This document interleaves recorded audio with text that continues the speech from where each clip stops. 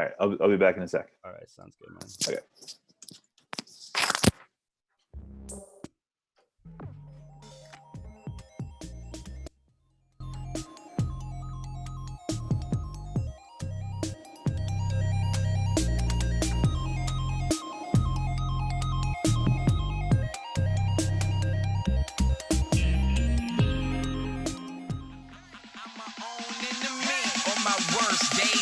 Never get rid of me.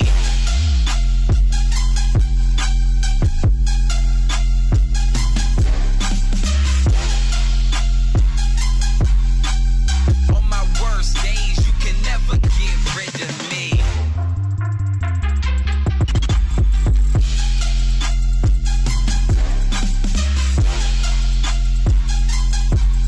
Yeah. Hold up. Hey, if you wanna test me, you can get it. Got no time for the gimmicks. I ain't gonna play with you. I'm a beast in the game. Gonna remember my name. I can never be tame. We are not the same. The trip, yeah, drip off my chain. You know I'ma make your head bang. I do it for my hometown, DC, Northeast. Where them gorillas be? Do you think that you're ready for me? Cause I know that I'm ready for you. You can never, you can never, you can never. Ay. Do you think that you're ready for me? Cause I know that I'm ready for you. You can never. Man, y'all ain't ready for it. Welcome to the ozone. Hey, any, many, money, mo. Catch a hater by the throat. Apply the pressure, don't let them go. Any, many, money, mo. I know you on my spot, but you cannot have it. Just stay on the bench, cause I am the captain. Hey, I can never fall. Timber, I'm a god, I'm a go. You wear shades on here if you feel it. Hold up. No worries, you don't want to. I can never fall. So, what did you say? I said people do wear shades on here. If you want to, but you don't have to. Some have, some I'll let people see into my soul. Okay, good. Yeah, you have good feet. Thank you so much for doing it. I really appreciate it. No problem. I mean, you know. What else am I doing? Yeah, exactly. I mean, I am doing a lot. I'm trying to get so many right now. Yeah, right. Of course. Be like, I think maybe you have time. Yeah, because like talking for an hour is like kind of hard for me. Right. But for other times, Yeah. I'm trying to make something good come out of it. I'm in New York. Oh yeah. God damn. When did you move to New York? 2 years ago. Okay. Why New York? York? Usually. I can't stand LA, and I just kind of got sick of the Austin scrub scene a little bit, like in the like on the really lower end of the filmmaking, you know, on the smaller budgets and stuff. I don't know. It just was. I don't know. For me, I like the structure of like the challenge of New York. It like kicks me in the ass. So like, because everyone's so busy here all the time, Right. So you feel like an idiot if you're not working hard. Right. Yeah. It's like a whole thing. Whereas in Austin, it's like you're like, why are you working so hard, man? Yeah, dude. Chill out. Are you freaking out? Haven't you been to like the new brewery? Like what's yes, exactly. like really you haven't been to Brewery Row? Exactly. What are you doing? Okay, we're live on all of these platforms. Technology, the magical time. I think we're getting ready. I'm getting texts from Sherrod. What do you want, Sherrod? He actually monitors mine. You know Sherrod, don't you? Oh yeah. I've known Sherrod for a really long time. Me too. Since I was 14. Wow. We've like made a lot of. He just shot my short film. We made a lot of stuff together. Oh really? That's cool. He's one of my greatest friends. Is he still in the Houston area? No, he's in VA. You're already live. I can hear you, he says. Okay, I know. All right, let's go to we're on the little title card, and I'm going to start the intro, and then let's do this thing. What do you say? All right, sure. Okay. I got some pre-records.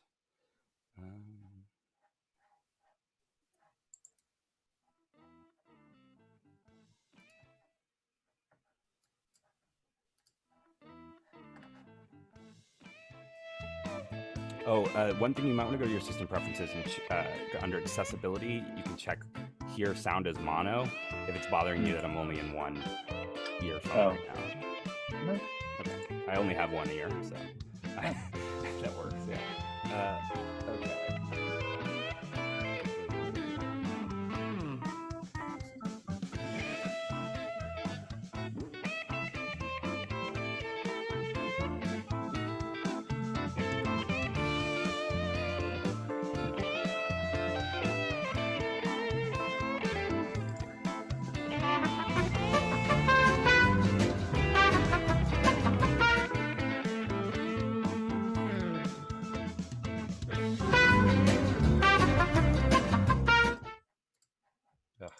Okay.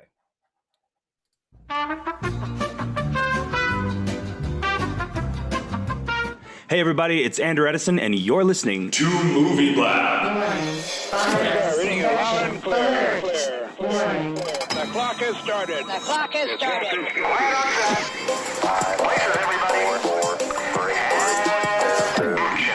Hey, what's up everybody? It's Andrew Edison, and it's time for another episode of your favorite show, Movie Blab, a filmmakers podcast. Today I welcome my guest, Brian Poiser, filmmaking extraordinaire. Welcome to this podcast. Can you hear that at all? Spread the word. All right, guys, how's it going? Thank you so much for joining me. And I'm here with Brian Poiser, which is awesome. Look at him. How's There it he going? is. I am good. Howdy. How are you, bud? I love it that we have to Fine. pretend like we just started talking, right? Yeah. Oh, hey. Yeah. This is going to be an awkward one, guys, but in a great way. Yeah. Okay, let's get started. Yeah. This is episode 5. We are talking today with Brian Poiser. He is a very successful independent filmmaker, which is hard to find, but I found him. You have found had me in my office. Yes, with the exactly. futon Which behind looks me. like a therapist's.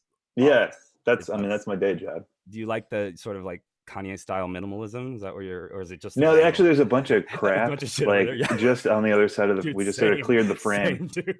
Yeah, my place Yeah. is a mess.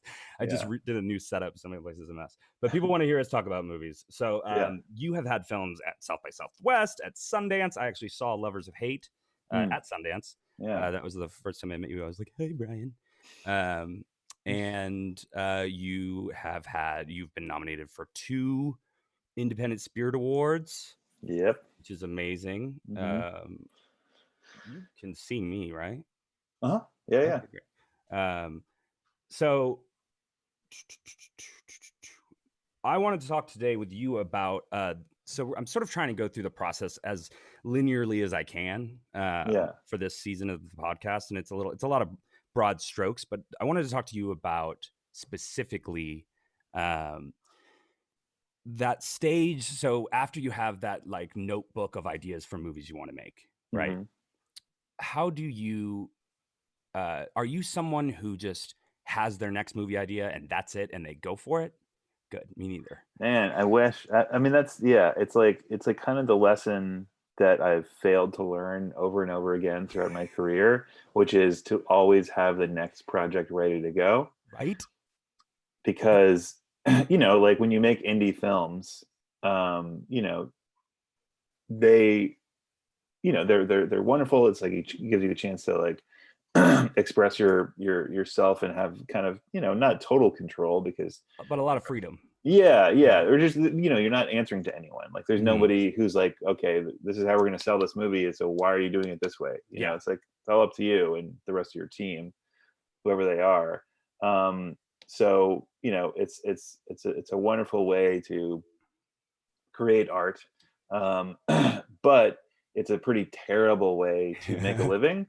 For sure. So then the question is, okay, well, how can I parlay my success as an independent filmmaker towards making some kind of a living that will maybe support my creative work that I really care about, so then it's like, for the last, at first it was just like, how do you break into Hollywood to make features? In the last several years, it's become more like, how do I break into Hollywood so I can make television? Yeah, exactly. Because television is, either like creating your own shows, writing your own shows, but usually more like directing your own shows, because that's actually relatively it's an easier job. It takes much less time than making an indie feature. Like I directed 1 episode of TV so far, and basically I got hired for that job in the beginning of October. We shot it in the beginning of November, and then I delivered my cut before Thanksgiving. So it was like not even 2 months was that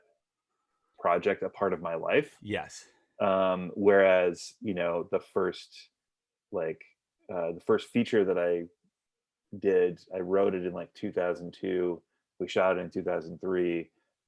I started playing at festivals in 2004, and it came out on DVD in 2007. And how So that was like canceled a was your 5 year. life? How canceled was your Yeah, life during that no, 5 I mean year that was stretch? that was just like it was, not my total focus for those like 5 years, Sure, yeah. but for the first three, yeah, it really was my focus, But then I had to like find jobs and just survive and all this kind of stuff. So Mhm.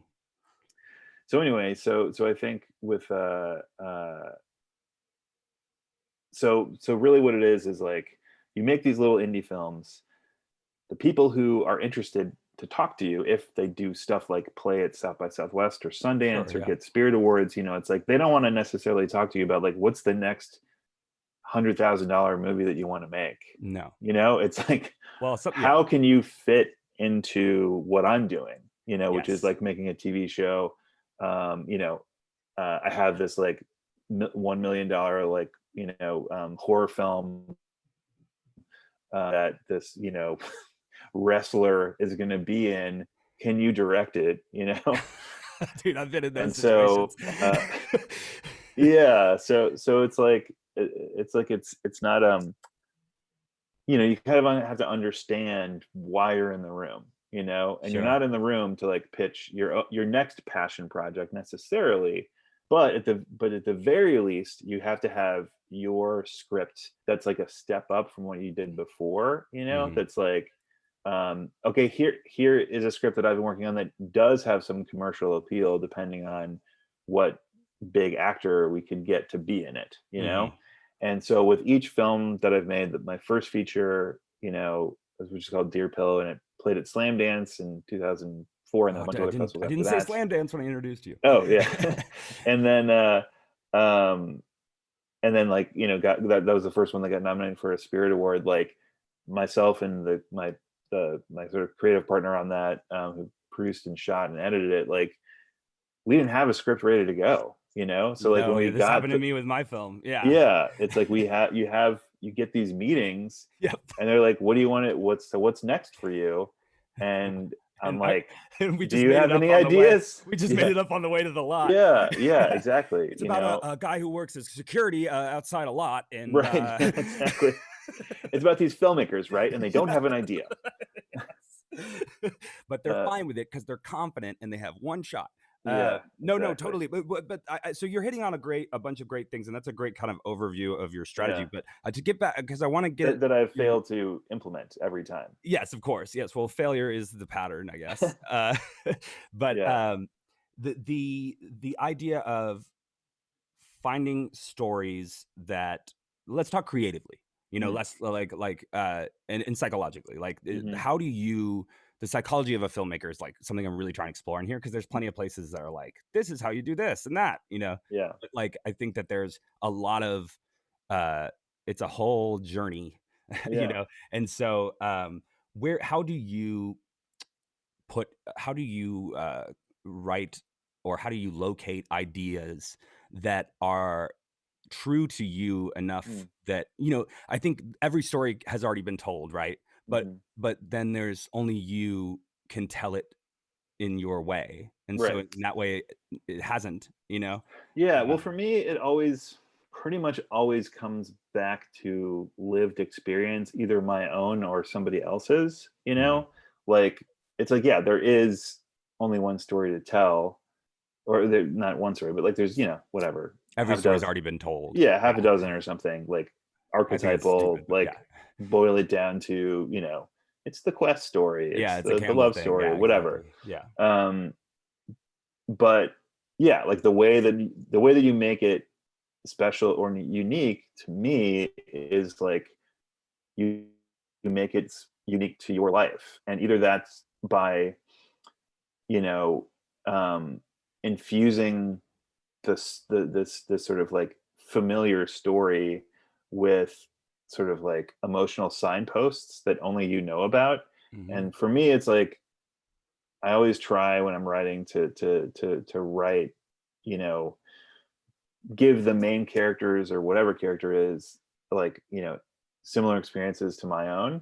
Mhm. Because then I feel like I can write with it write about it with authority and direct the scene and convey these ideas to the actors with some kind of authority or authenticity.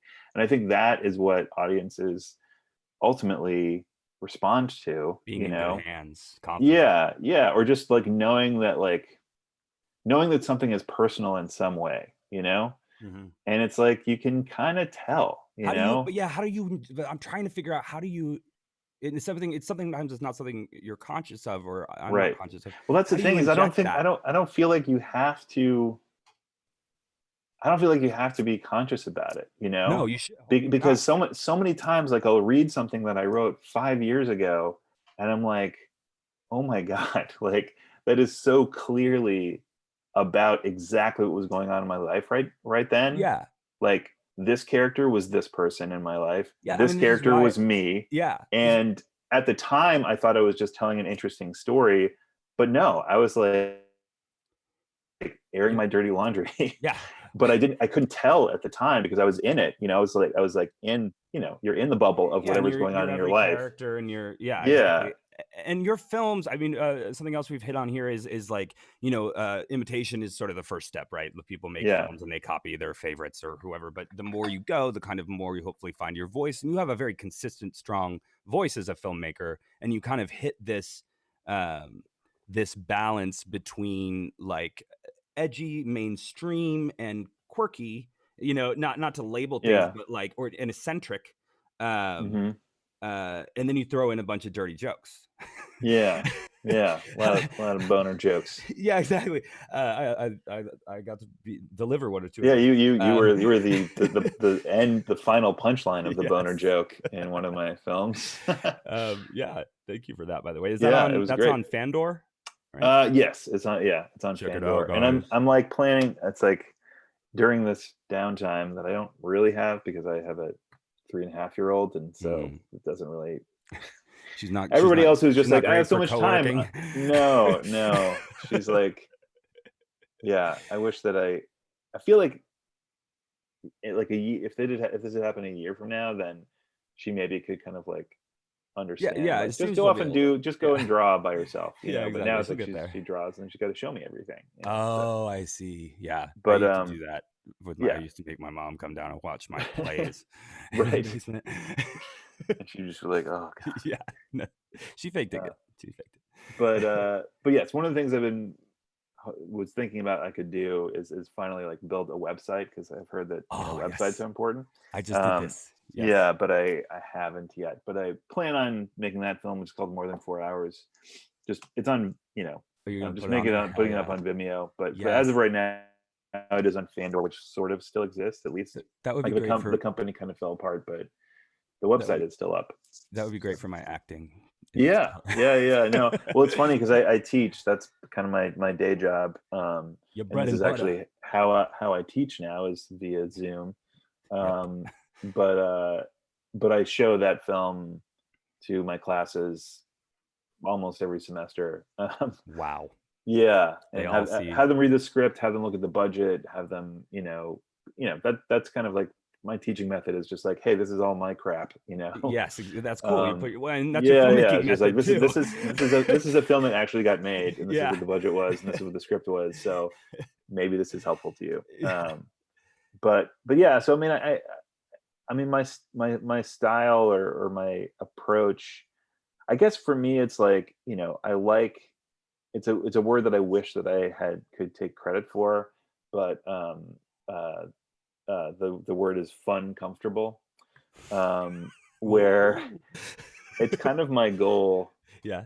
almost with every movie, not every movie, but like almost with every movie, to kind of push the audience into uncomfortable places where they Yeah. get that sort of like sweaty, like, ugh, this is The too. cringe. Yeah, but then to always remember that this is entertainment, So they can enjoy it.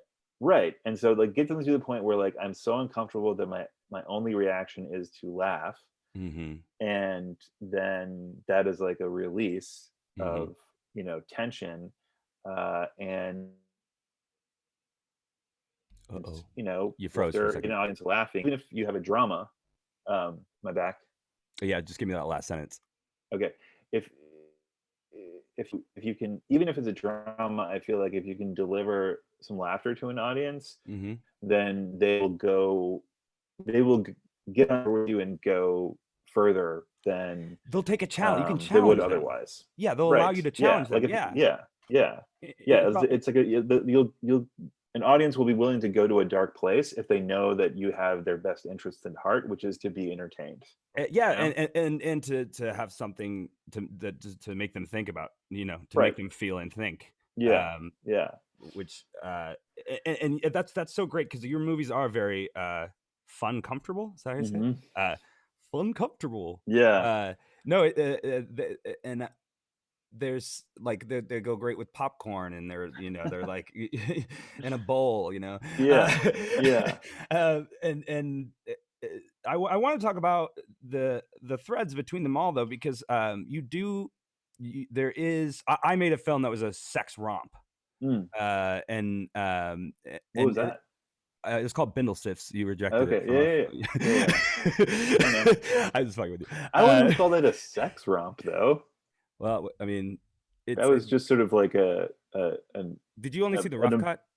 Because we submitted the rough cut to AFS. Yeah. So I think that's probably something all I you've saw. seen, because then we Okay, since yeah. then cut it down to 80 minutes and color corrected it, and Matt Patterson fixed all the sound and all kinds of stuff. Yeah. But anyway, the Glad you brought that up. I was gonna bring it up. Yeah, of course. I was sitting like thinking, what can I talk to Brian about? Well, you were also like what, 18? Oh, I don't blame 17 you. That or cut I something. sent you was rough as fuck. I don't. Yeah. I wouldn't have put anyone through that shit.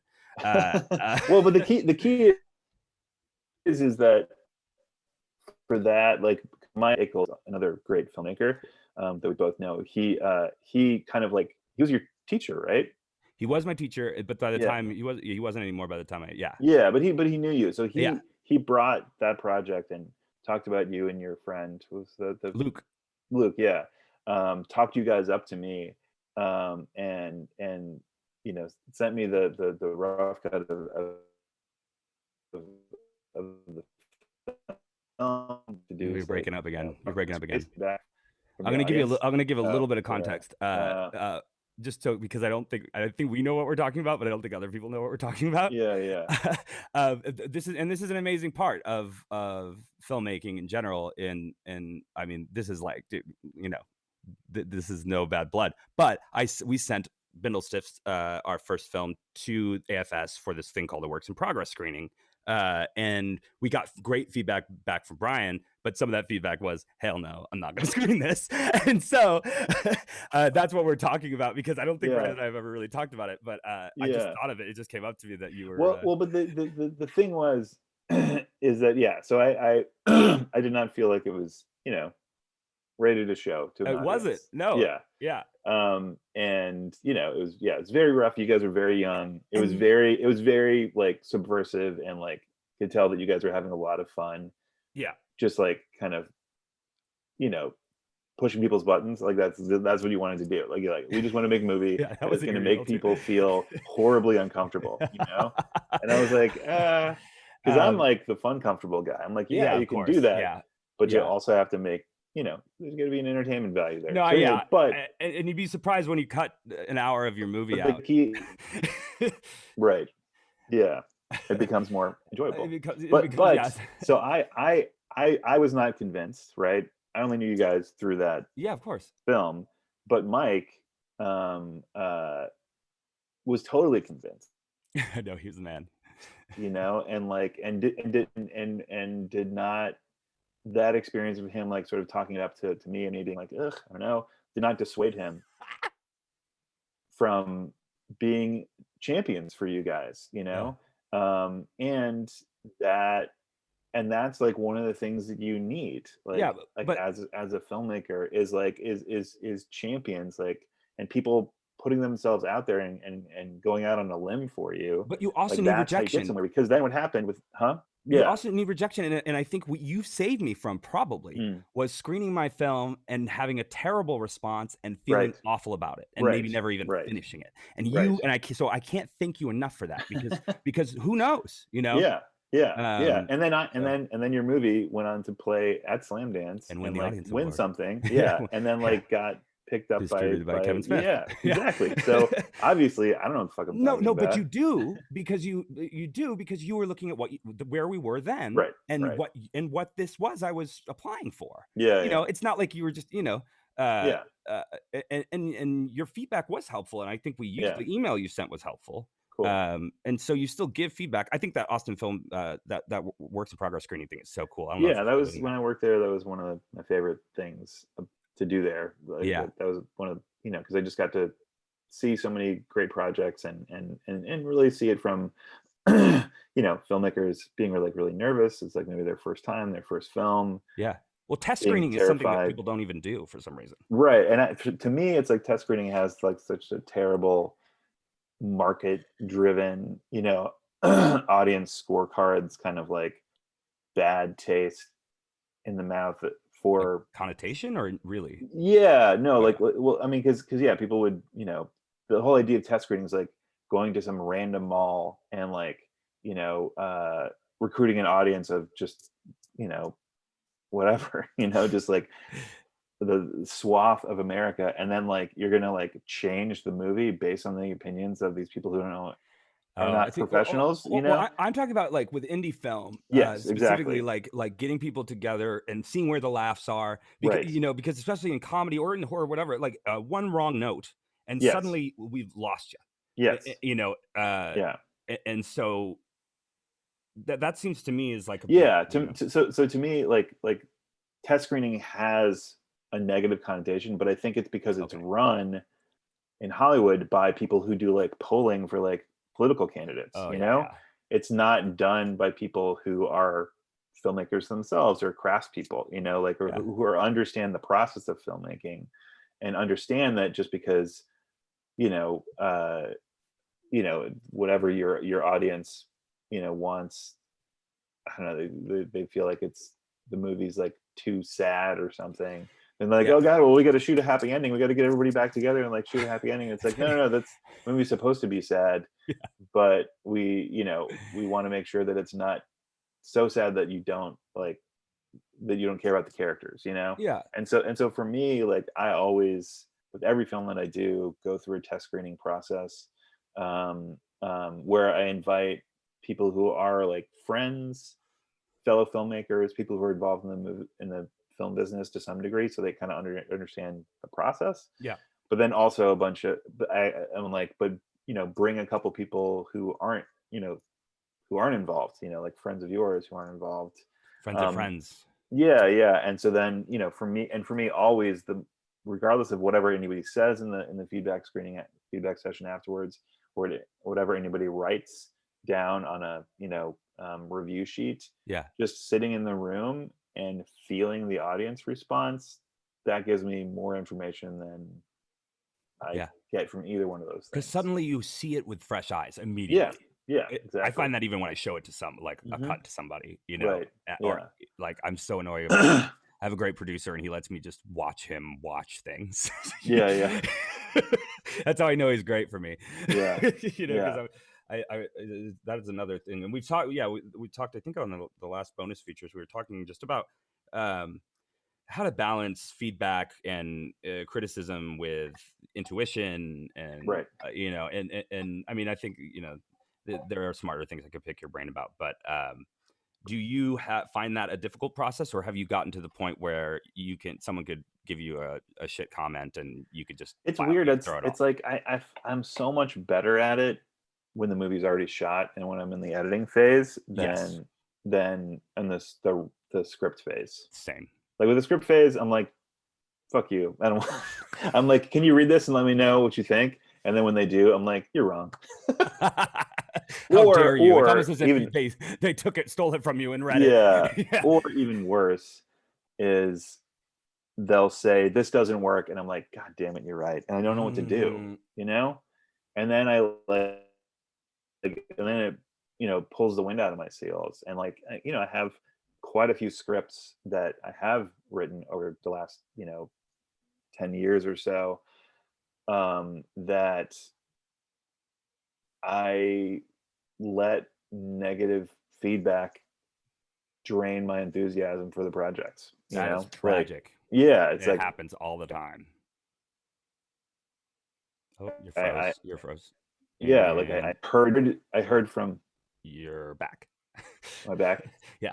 I heard from people, like close friends, collaborators, or just agents, producers, whatever. I heard like, it's almost there. Maybe you should do a little bit more work on it. And like I heard Mhm. that so many times Mhm. where I was like, okay, I don't know what to do now, and Yeah, that's maybe not they're right, constructive. you know? Yeah. Yeah, and so it's like, but for whatever reason, once the movie is shot and I'm editing it, or working with an editor on it, like I can absorb feedback so much better, because I think because at that point it's like I know what the footage is. Mhm. There's the possibility to reshoot maybe, but usually not. So it's like I know what the footage is. I know that I can make it better than what it is right now, Mhm.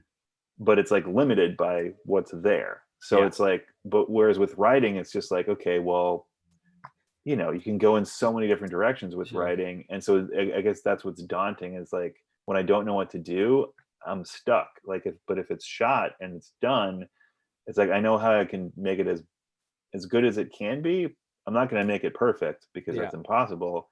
Certainly not possible now, but I can basically I'm like using their feedback to help me make it be the best version of it can be, and let its drawbacks let just be its drawbacks that I Sure. can't do anything about. And I try to focus on. I think I could turn that. I try to focus on just appreciating where the sentiment or like where the urge to give me the comment that I don't agree with is coming from. Mm-hmm. Right. I think uh, that people ultimately want to help, and that maybe they don't know how to help, but they want to tell you what they think, and it's all subjective. You know. Yeah. Um, so there are little things that I use in my mind to trigger myself out of those things because I hate getting feedback and then sitting down, whether it's on the timeline or the page, to look at it again after it's been tainted on, Right. tainted by. Yeah. It's because it's already so hard to make yourself. I think as the process continues, I get more collaborative and I get less sensitive. Mm. But Yeah. like you're saying, that with the writing at first, it's the most like get away, Yeah. kind of Yeah. like freak It's out. like Kind no, of it's thing. like no. I didn't give you the script to give me actual feedback. I gave you the script to just tell me that it's fucking great and don't change anything. I read an That's what I article. wanted from you. Why don't you understand that? Yeah, I read an article that said you shouldn't be telling people about your projects because it gives you a false sense of like dopamine rush, a false sense of accomplishment. Which I Right. think it might be something I'm going to try to like. It was sort of a New Year's resolution for myself of like, Yeah. let's see if I can keep this a secret without writing 10 pages and then being like, Yeah, read I mean, and I did that like with Lovers of Hate, that my feature that played at Sundance. Like with that project, like I made my first feature, and then I produced and co-wrote another feature called The Cassidy Kids, which was a project that was done by Burnt Orange Productions, which was basically this initiative that the University of Texas did, where they were going to use students to make features. Like students were going to get experience making features instead of just like student films. So they would make movies with like some Hollywood talent and scripts and stuff like that. This script, The Cassidy Kids, was like all the principals were either current or former UT students. But the budget of this movie was like $500,000, and like we went from Dear Pillow, whose budget was like $4,000 to like get it in the can, and then we spent like another 15 to do post. So it was like 20, like 20 grand basically. So we had whatever the percentage of that is, it's like 20 times the budget on the next film, and it was like a creative and career failure. It did not turn out well, and it played at like 2 festivals after having my first feature play at like 25 festivals. Wow, what is yeah, well that's real. Yeah, so like it took almost 5 years to like kind of emotionally recover from that whole experience. And so with Lovers of Hate, with that feature, I was going to basically go back to the model of like write something really small, really lean, 3 characters, 1 major location. Gonna have it, shoot it with a crew of like 3 people. Yep. Just super run and gun, lean and mean, and I didn't tell anyone about it. Like Nice. I had an agent, didn't tell him about it. Basically, I only gave the script to people that I was gonna like ask to be in the movie, you know, or to help me. Like the casting director was gonna help me find this one part. The guy who was gonna shoot it, whose camera he was gonna use, you know, like our sound recordist. Like I didn't send it to anyone else. Basically, didn't tell my parents even. Like basically kept it a secret that I was making this movie until like because I wrote it for this one major location. And so if the woman who owned that place said no, then we were going to be in deep shit. But she said yes, ultimately, after a little bit of negotiation. Thanks, lady. Yeah. And so once she said yes, I was like, okay, I guess we have to make this movie now, you know? Yeah. And that's so the then, beauty of a one location film, right? You get to one location and then suddenly it just seems like it's time. Yeah. It's like, okay, well, that's where 70% of the movie takes place. Yeah, we found a motel and we just kept going back to it, you know? Just right. Yeah. So like, and that was like such a wonderful experience to kind of like have almost this like secret project that I was working on and reclaim your and being like, hey, I'm going back to what worked before, you know, I'm going back to what felt good before, and for myself and the producer Megan Gilbride, who, you know, was, you know, right next to me every step of the way through the writing and the, you know, conceiving of it and, you know, making of the film and editing and all that kind of stuff. Like, you know, my attitude was with her, and we talked about it because she did the Cassidy Kids shoot. That's where we met, you know. So like we both had that kind of like traumatic experience, making that film and having it like not turn out the way we wanted it to. For this one, we were just like, we just want to have a good experience on this. We just want to make a movie that we're proud of. And then whatever happens, that's gravy, you know. I feel like filmmaking is a very traumatic experience for depending on how it goes, and can be very like a painter paints their painting, and if they fuck it up, they get a new canvas. You know what I mean? Right. Like, right. Yeah. The stakes are they didn't have to ask dozens of their friends and family to help them paint that painting.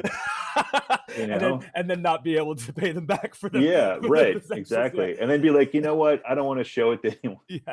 All right. Guys, or I'd showed it to some people and they hated it. So. All right. On that note, we're gonna take a quick break. Sure. Like a quick $5, and we'll be right back with a little bit more of Brian Poiser talking all things Brian Poiser. Please stay tuned. Don't leave. It's just a quick break. And listen to this ad because I worked on it. I worked hard on this ad. So enjoy. We will be right back after the break. But in the meantime, listen to this empty space here with this great music underneath. This is where your advertisement could go as a sponsor for Movie. We want sponsors and we will treat you right. Believe. I'll take it over. We will be right back after the break. But in the meantime, listen to this empty space here with this great music underneath. This is where your advertisement could go as a sponsor for Movie Blab the podcast. We want sponsors and we will treat you right. Believe me. That being said, hit us up at movieblabpodcast@gmail.com. We're cheap, we promise, and we'll get the word out there about your product, website, services, whatever. Let us promote you. So what do you get with our ad placement? Well, your ad will be seen on every single one of our platforms, on every one of our videos, and on every one of our podcasts. So, this is the deal of a lifetime. Get in early. We'll treat you right. I will record a special ad just for you. You're gonna love it.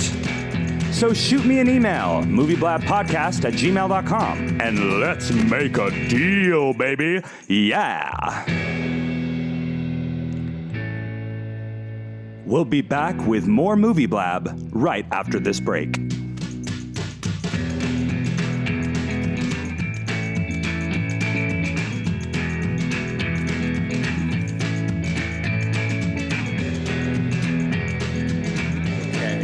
Check my notes here. Call Brian out. Check. That's all I got. Done. Sorry about that. It just came to my mind. Oh no! I mean, you're right. It was, Yeah, cool. we It was had a good good numbers. conversation for people to hear. I'm glad that you. So I heard him basically turning you down, and it was nice. Yeah, I recontextualized it, and I mean, I think, I mean, I truly feel that way.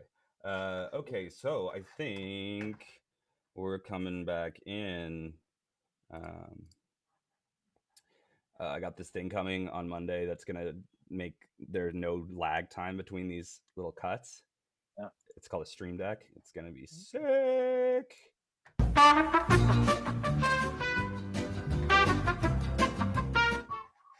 Okay, we're back. How do I get back here? Shit, I didn't mean to even click that thing.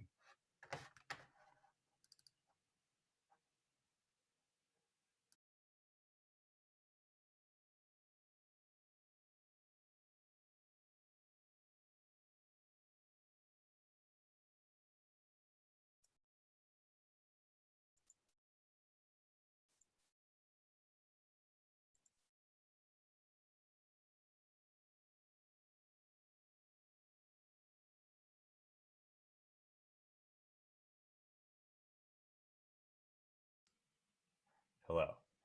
Can you hear me Hi. now? Hmm. Did you lose me before? I don't know. It's just you just So went weird. silent. I was waiting for you to talk. I know. You're very patient. I just need to see where this. I can't seem to stop screen sharing. There's usually a little button right here that tells me I can stop. Do I need to do anything? Oh, it's right here, bro. I'm stupid. You don't need to do anything. Here we go. Oh, I see. Um, There's your cursor. yeah. Stop the share, bro. Oh. Stop. And I'm back, right? Now I see you. Okay, great. All right. Enough bullshit. Sometimes these sound effects really bite me in the ass. I'm just gonna play this one more time.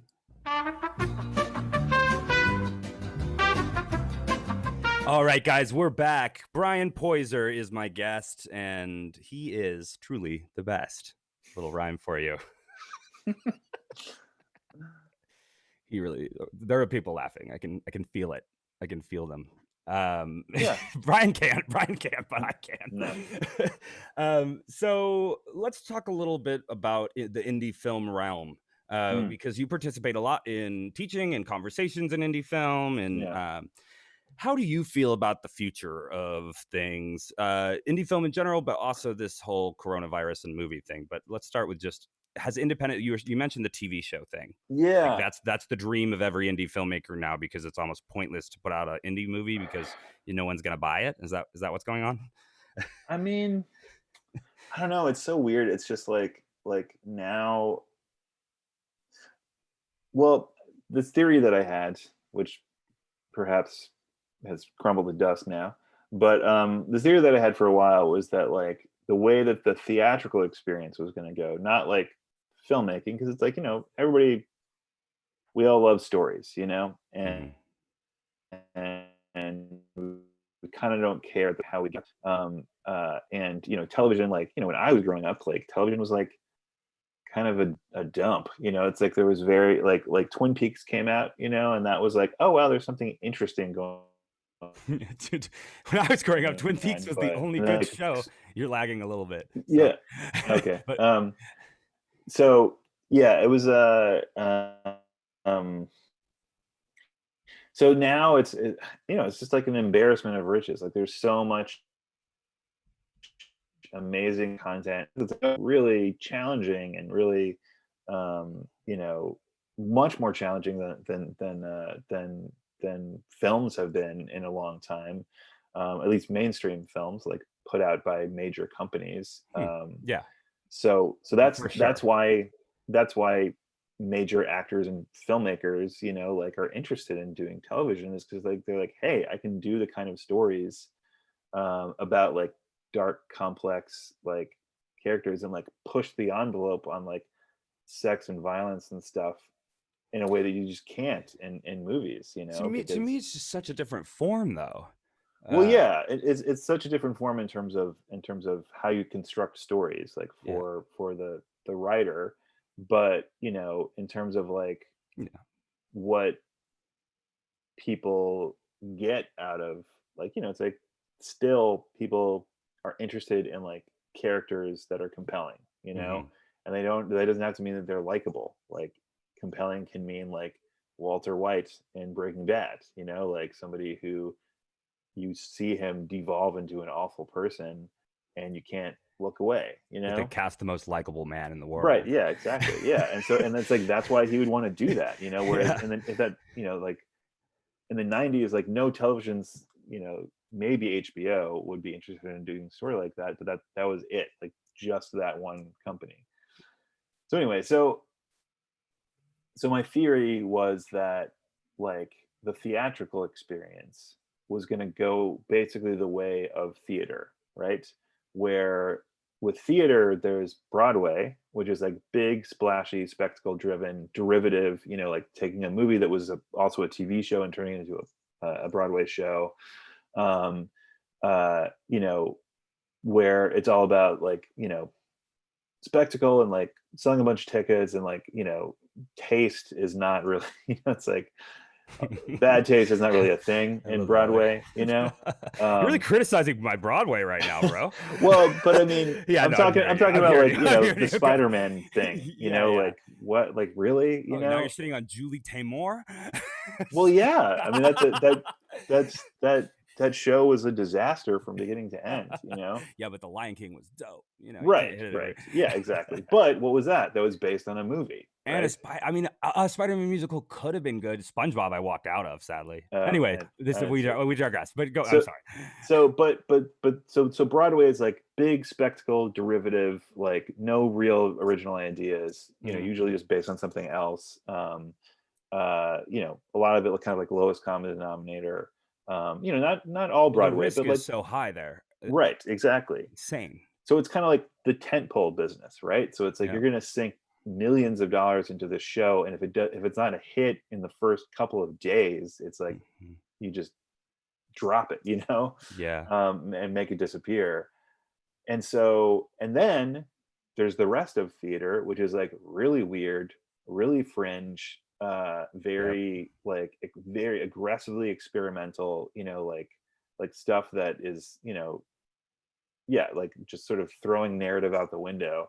So it's sort of like it's like split. Those are your you know? extremes there. Yeah. And so in my mind, that's where the theatrical experience was going to go, where it was going to be like big splashy tentpole movies, like Marvel movies, shown in like IMAX theaters with like D-Box, and like, you know, you just make it as much of a spectacle driven experience as you They can. spray your face and you start smelling cheese and right. and then it's going to be like indie art house movies playing like foreign films and independent films that were like really weird. They were going to push the envelope even more. Like they were just going to forget about trying to be commercial, and then it was going to be a non-profit driven experience, which is how non-Broadway theater is. It's like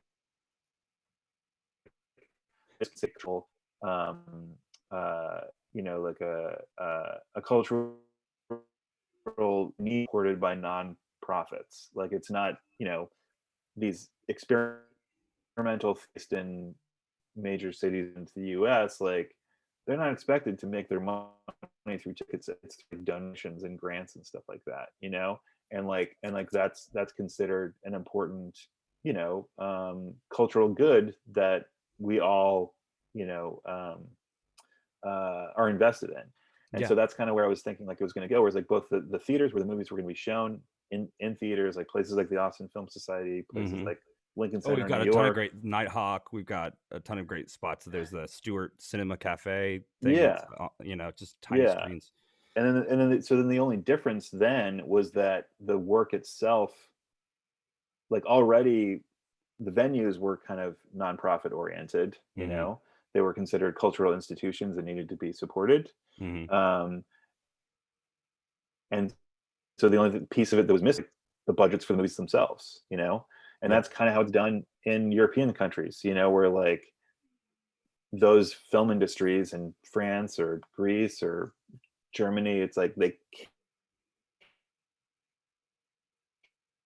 can't necessarily compete with movies that are coming to their shores. They they can't manage to compete with Hollywood movies that are coming to their shores. Yes.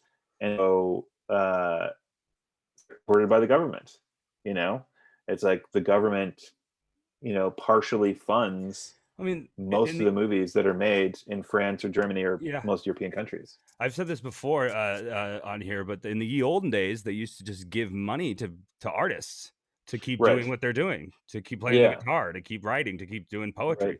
Right. And we have that in some form now with Kickstarter, but that's not Right. enough for a budget unless Right. you know 1,000, unless you're famous. Right. In which Right. case you don't even need to do a Kickstarter and you look weird for doing a Right. Kickstarter. But it's like a whole thing where, I mean, I think it could go a few ways. I mean, I hear what you're saying about the split there. So then where's that? Where will the movies in the middle be? TV. But see, those aren't movies, Brian. Some of them are. Some of them are Oh, like yeah, Netflix, okay, making so movies. Does that like, include Netflix movies then? Yeah. Okay. Because I'm talking specifically about the theatrical experience of going to the movie theater and watching a movie surrounded by strangers, which is something that we're not allowed to do right now. Yes, of course. So my theory is like, who knows? I love that. Yeah. That was a great summation of it all. My theory is fuck it, man. Yeah, I spent all my time working at the Austin Film Society. That's where I really started like thinking about that. And now it's just like, well, now I have no fucking clue. I think it's going to VR, man. I think it's going to VR. I don't think so though, because like because it's like I actually made a VR project. Yeah. And so I tested it out and had a headset for a little while and was like watching a lot of material, and it was cool, but it's like it's not something you wanted to do for more than like 5 minutes. Yeah. Well, it was really disorienting. Yeah. So different people have different reactions to it. So some people can handle it and some people can't. Yeah. And it depends on what you were doing. If you're moving your head around all the time, yeah. Then you can get dizzy. But yeah, I don't think it's gonna stick either. So there's our VR prediction. In case anyone was wondering, but maybe that has some component in there because I think there's, and I'm not saying like it's impossible. Like there's no way that people are gonna, it's like, because the first movies that were ever made were like 20 seconds long. Yep. 50 seconds long, and people found great uncle made them. Yeah. So really? Yeah, Thomas Edison. What? Yeah, he's my related to great uncle. First I time I told people that on the podcast. Yeah, and here's another crazy thing. He was fully deaf in his right ear. And so am I, and it's hereditary. Isn't that crazy? Look him up. Yeah, you'll see it. You'll see it. But isn't that crazy? I show your great uncle's movies to my film classes all the time. Kick ass. That's awesome. Yeah. I mean, he, besides the hallucinations, I don't really have any more connections than when he shows up in my dreams to give me advice. So he was an asshole though. Yeah. He electrocuted an elephant, man. I'm not cool with that. I know I That's don't show them that movie. That's the movie I want to make. Topsy. I want to make the Topsy movie. Maybe you just make it where like it turns him into like a superhero elephant, like he's like Magneto, but he's an elephant. Wow, you just brought that fun comfortable to it. Yeah. You did. Now it's like Clifford. Right. Like what would an elephant do if it had fucking powers? I want to do a show it would on just here. Tear shit up so bad. I want to do a show on here where I get like 3 filmmakers on and we just make up a movie. Yeah, we just like pitch a movie like for fun, like and just to see like a Mad Lib, to see what. I'm just trying to think of things that would be fun to watch. But man, thank you so much for doing this. Sure, I can't thank you enough. Absolutely. There was lots of cool stuff there. Oh, I have one more question. How do you feel about South by Fest stuff?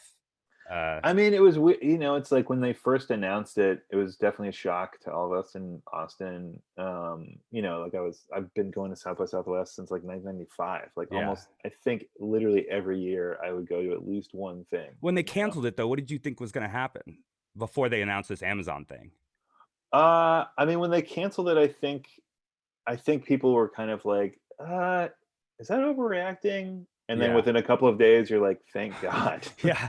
Do you think they should have shown them, or do you, shown the movies? Put the like somehow like put the festival on at a later date, or that's just impossible? I think that's mean, impossible because next year, just in terms of like just thinking about like both the indie filmmakers coming with their movies that had not been sold, and then the companies that had movies where South by was part of their release pattern, whether it was in theaters or on Amazon Prime or Netflix, because there are quite a few movies.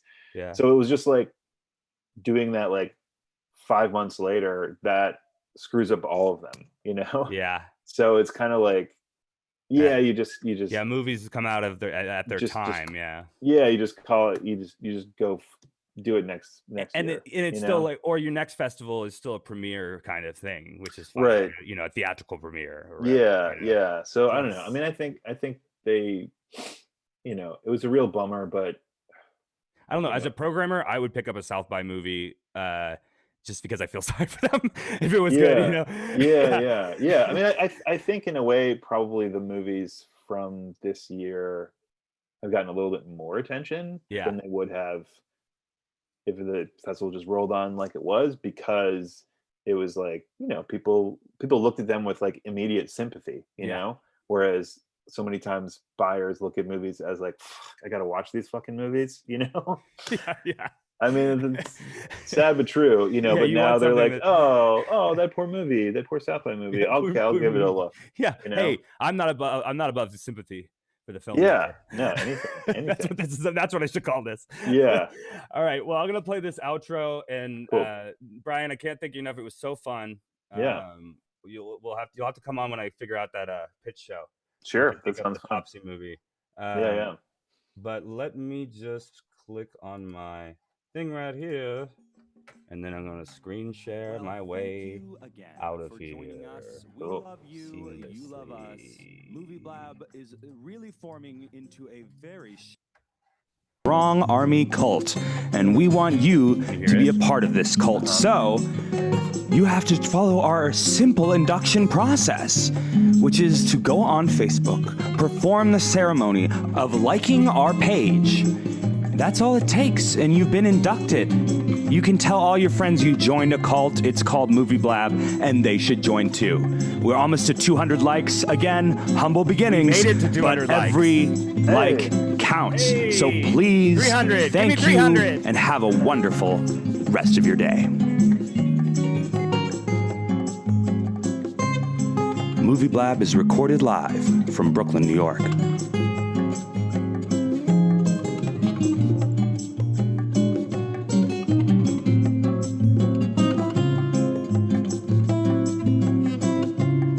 Out, everybody. Cool. All right, that's done, dude. Thank you so much. Yeah. No problem. It was fun.